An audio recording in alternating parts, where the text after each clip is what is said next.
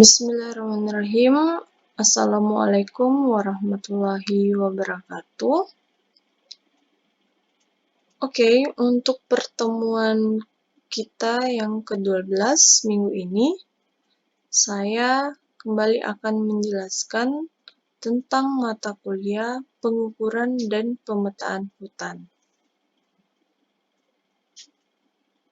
Materi yang akan saya bawakan, saya akan kembali mengingatkan pada kalian tentang apa itu peta. Peta adalah gambaran permukaan bumi dalam skala tertentu dan digambarkan di atas bidang datar melalui sistem proyeksi.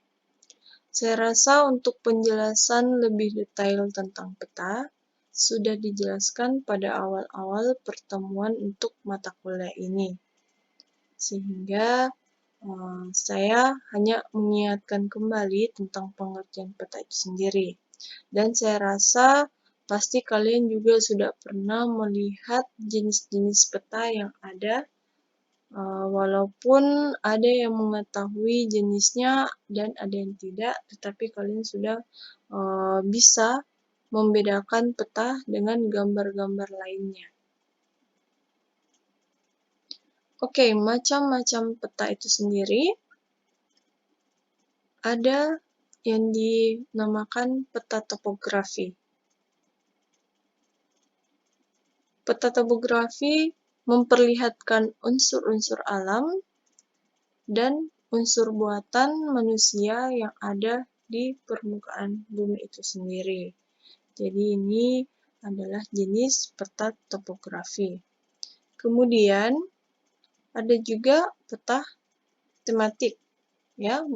Peta tematik memperlihatkan informasi kualitatif dan kuantitatif dari unsur-unsur tertentu yang ada di permukaan bumi ini. Nah, jadi untuk membedakan peta topografi dengan peta tematik, jadi untuk peta topografi itu lebih kepada memperlihatkan unsur alam dan buatan manusia. Sedangkan untuk peta tematik itu sendiri, jadi ada informasi-informasi tentang berapa luasnya, kemudian berapa hektar kawasan ini dan segala macam. Jadi itu ada dua macam peta. Perolehan data yang ada pada peta. Jadi data-data yang ada dalam peta itu bisa dilakukan secara langsung, atau istilahnya dilakukan survei secara langsung. Apa saja yang dilakukan? Ya, melakukan pengamatan, pengukuran, dan wawancara secara langsung di lapangan. Saya kira ini yang lebih banyak biasanya kita ke lapangan untuk mencari informasi secara langsung, ya. Kemudian bisa juga dilakukan pengambilan data itu secara tidak langsung. Jadi dilakukan dengan pengambilan data yang telah ada sebelumnya. Misalkan saja kita mengambil data dari statistik atau peta-peta yang telah dibuat sebelumnya. Khusus untuk survei tidak langsung ini, biasanya kita kalau ingin melakukan overlay peta, ya, kita mengumpulkan berbagai jenis peta-peta yang ada, kemudian kita overlay. Berarti kita tidak mensurvei atau mencari data secara langsung, karena kita hanya mengambil data atau peta-peta yang sudah ada dan sudah ditetapkan. Kemudian melakukan pembuatan overlay peta itu sendiri.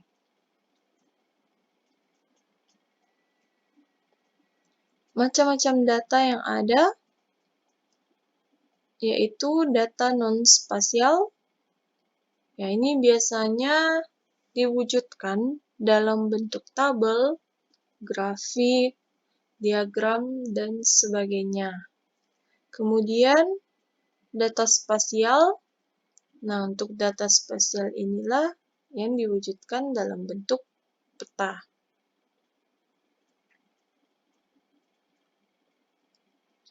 Unsur-unsur yang digambarkan pada peta topografi.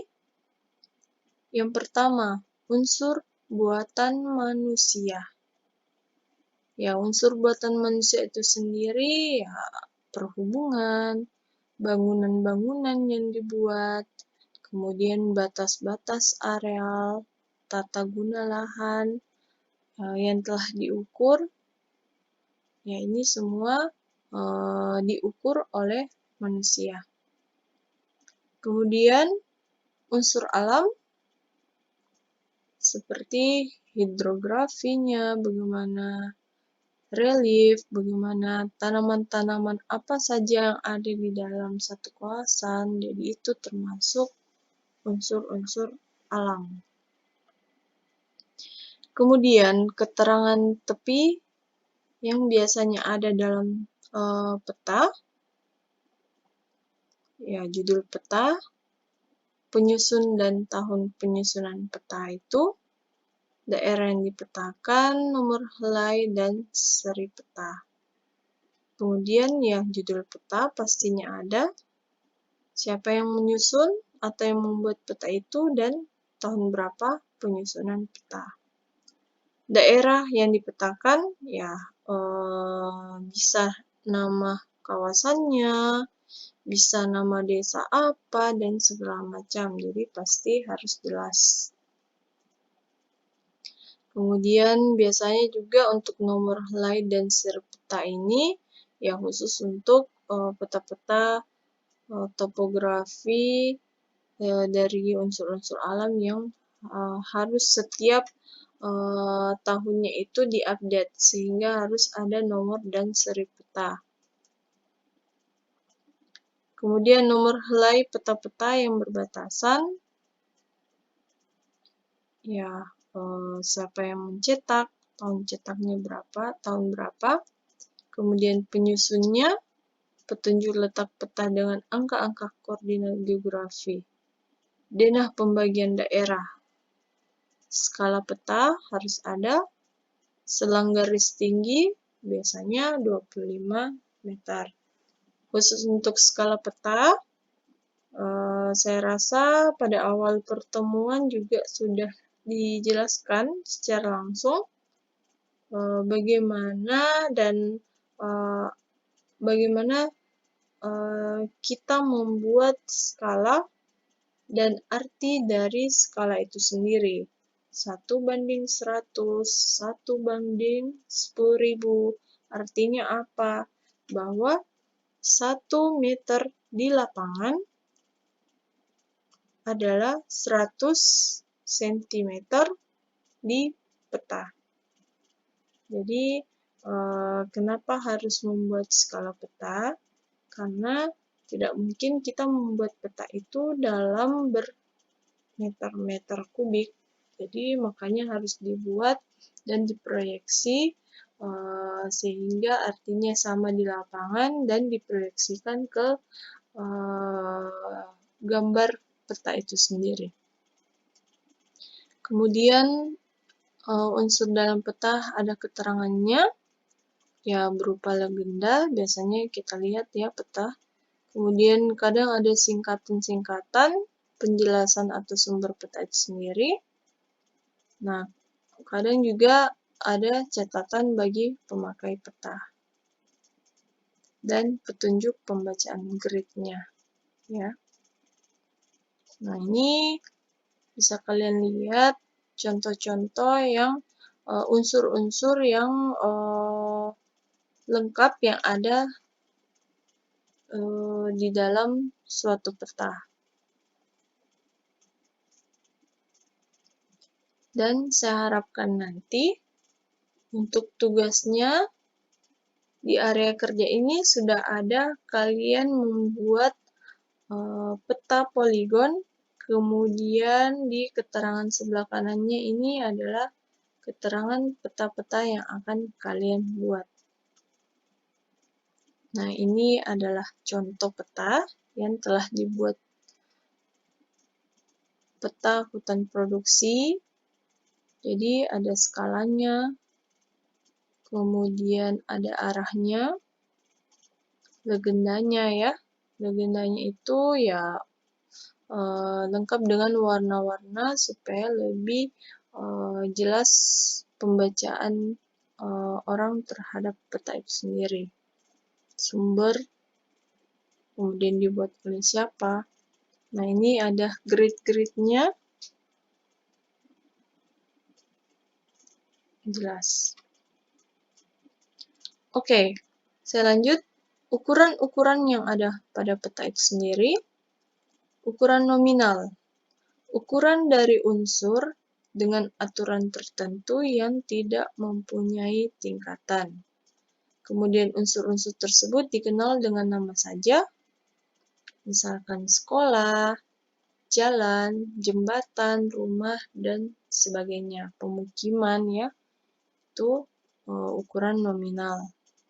Jadi biasanya ukuran dari unsur ini tidak ada tingkatan dari yang paling besar sampai kepada yang paling kecil luas bangunannya. Namun hanya berupa nama-namanya saja, ya. Kemudian ukuran yang ada pada peta ordinal, ukuran unsur dengan aturan tertentu yang mempunyai tingkatan. Jadi dia ada tingkatan-tingkatannya dari unsur-unsur yang mana dulu yang besar, kemudian yang kecil, yang tua, yang muda. Nah, ini perbedaannya ordinal. Oke, saya lanjutkan. Sistem koordinat. Suatu cara atau metode untuk menentukan letak suatu titik dan posisi suatu titik di muka bumi. Saya rasa kalian sudah mengetahui apa-apa saja atau yang mana sistem koordinat, dan sistem koordinat ini sangat penting dan memang harus ada di dalam suatu peta. Kemudian interval dan rasio. Ukuran interval dan rasio adalah ukuran dari unsur dengan unsur aturan tertentu, urutan tertentu, dan pembagian kelas-kelas tertentu. Jadi ada tingkatan-tingkatan dan pembagian kelas-kelasnya ya. Nah, untuk sistem koordinat tadi itu terbagi atas dua. Yang pertama garis lintang atau latitude, yaitu garis maya yang melingkari bumi ditarik dari arah barat hingga ke timur atau sebaliknya. Jadi garis lintang ini sejajar dengan garis khatulistiwa atau ekuator. Kemudian ada garis bujur, longitude, garis maya yang ditarik dari kutub utara hingga ke kutub selatan atau sebaliknya. Di sini kalian bisa melihat secara langsung yang mana garis bujur dan garis lintang.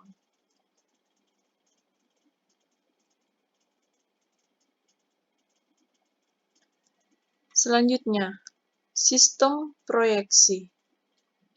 Proyeksi peta adalah sistem yang memberikan hubungan posisi titik-titik di muka bumi dengan yang ada di peta. Nah, inilah yang akan kita lakukan juga, bagaimana kita membuat proyeksi peta dalam peta-peta poligon maupun profil. Oke, sebelumnya saya telah menjelaskan tentang pengukuran hutan.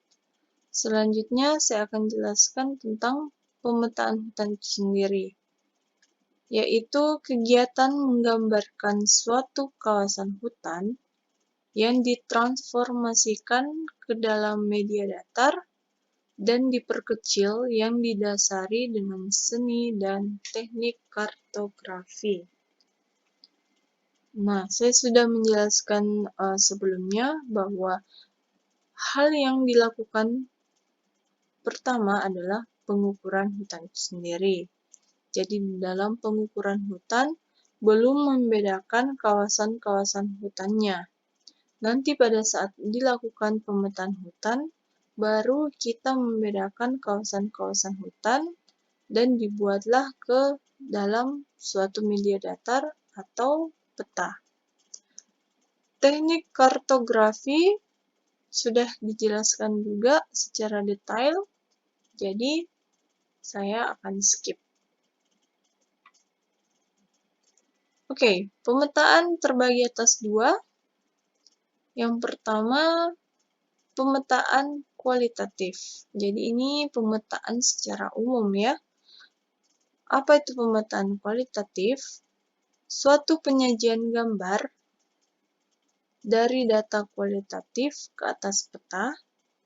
Jadi dia berupa simbol atau bentuk dari unsur yang sudah ada. Oke, jadi sama juga seperti penelitian ya. Penelitian juga ada dua, yaitu penelitian kualitatif dan penelitian kuantitatif. Nah, untuk kualitatif ini sendiri, ya dia penyajian berupa simbol-simbol ya untuk pemetaan. Kalau penelitian kualitatif itu lebih kepada penelitian secara teori atau wawancara. Jadi biasanya penelitian-penelitian sosial itu termasuk kepada penelitian kualitatif. Seperti apa contoh pemetaan kualitatif? Nah, ini simbol-simbol. Simbol segi empat, contohnya ya, ini industri genting. Simbol lingkaran, industri batu merah. Simbol segitiga, industri keramik. Jadi, di dalam peta itu kita bisa langsung menghitung, bahwa di dalam peta ini industri genting berjumlah 3, kemudian industri batu merah ada 4, dan industri keramik ada 3 atau 4 lagi ya. Jadi ini pemetaan kualitatif. Di dalam pemetaan kualitatif ada simbol-simbol yang bisa kita lihat. Yang pertama, simbol titik. Simbol titik juga terbagi atas beberapa. Yang pertama, simbol geometrik atau abstrak. Misalnya saja simbol yang menyatakan kota, simbol titik triangulasi, dan sebagainya. Kemudian, simbol titik yang kedua adalah simbol piktorial. Ya, contohnya saja menara, masjid, gereja, dan lain-lain sebagainya. Kemudian simbol huruf, misalkan saja CU itu adalah tambang tembaga, AG adalah tambang perak, dan sebagainya.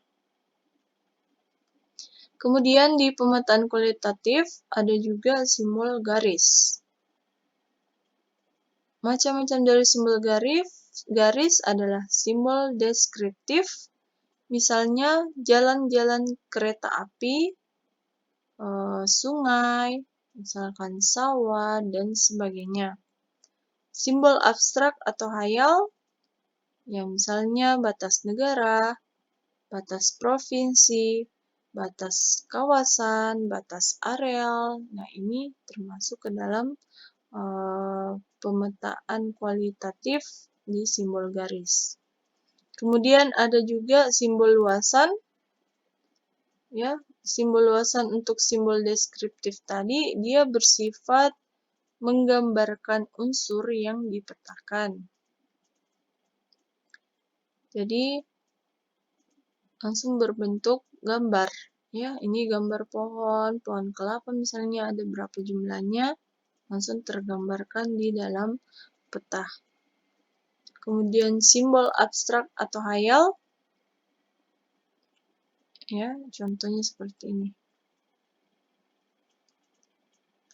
Ini adalah contoh pemetaan kualitatif. Bisa kalian lihat.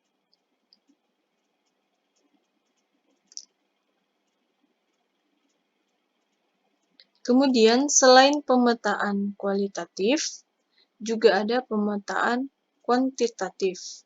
Suatu penyajian gambar dari data kuantitatif ke atas peta berupa simbol yang menyatakan identifikasi dan menunjukkan besar, jumlah, dan banyaknya unsur yang diwakilinya. Berbeda tadi dengan pemetaan kualitatif, dia cuman berupa simbol atau bentuk-bentuk. Sedangkan di pemetaan kuantitatif sudah menjelaskan jumlah-jumlahnya, ya. Ini contoh bahwa tadi di pemetaan kualitatif, misalnya simbol lingkaran tadi, industri apa, ya. Kalau di dalam pemetaan kuantitatif, dia langsung menunjukkan berapa jumlahnya. Misalnya ini ada simbol lingkaran, kemudian persegi, segitiga, ya, langsung ditunjukkan jumlahnya 50 sampai 100 orang. Jadi ya berupa kuantitatif, sudah ada jumlah berapa banyaknya. Kemudian di dalam pemetaan kuantitatif ada juga simbol titik, ya. Pemetaan kuantitatif dengan simbol, kemudian berupa diagram atau grafik. Jadi di dalam diagram grafik itu kan memang sudah ada jumlah-jumlahnya, ya. Kemudian simbol garis dan luas, juga ini sudah ada simbol panah dan simbol bentuk garis aliran. Saya kira itu perbedaan dari pemetaan kualitatif dan pemetaan kuantitatif.